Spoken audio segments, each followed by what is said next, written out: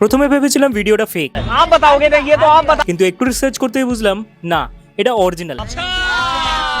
Even কি Times নয়ের মতো পেজও ভিডিওটাকে প্রমোট করছে। उससे पराठे का क्या लेन देन है? রাত তখন 8:30 কি 9টা হবে, অন্ধকার ঘরে বসে ফোন ঘাঁটছি। ঠিক তখনই হঠাৎ করে আমার স্ক্রিনে ভেসে আসে सवाल सही होगा तो जवाब सही मिलेगा। चलो ठीक है, फिर एक बात बताओ, आपने जो ये टिप्पणी दी सब पराठे के लिए नहीं, उस चीज के लिए आ रहे हैं, सही बात। ঘটনাটি আমাদের রাজধানী দিল্লির। যারা এনাকে চেনে না তাদের জন্য বলি, এনার নাম আয়ুষ চাপড়া।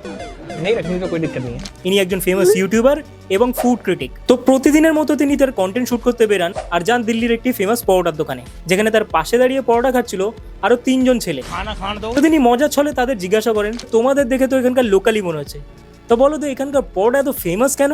যার উত্তরে তারা বলে, কিছুক্ষণ আগে এখান থেকে দুটো স্কার্ট পরা মেয়ে যাচ্ছিল, তাদের দেখতে নাকি ছেলেরা এখানে ভিড় জমায়, পরোটা খাওয়াটা নাকি বাহানা মাত্র, আর এটাই নাকি এই দোকানটাকে এত ফেমাস করে রেখেছে। আয়ুষ তখন তাদের জিজ্ঞাসা করে, तो आपको क्या है सही चीज लगती है लड़की ताड़ना? ছেলেটি তখন বলে, तो लड़की यहाँ खड़ी होती तारने के लिए, वो तो गलत है। लड़की यहाँ खड़ी होती है, खड़ी होती है अपने तड़वाने के लिए, तो वो भी तो गलत है। মানে ভাবতে পারছো কতটা নিচু মানসিকতা?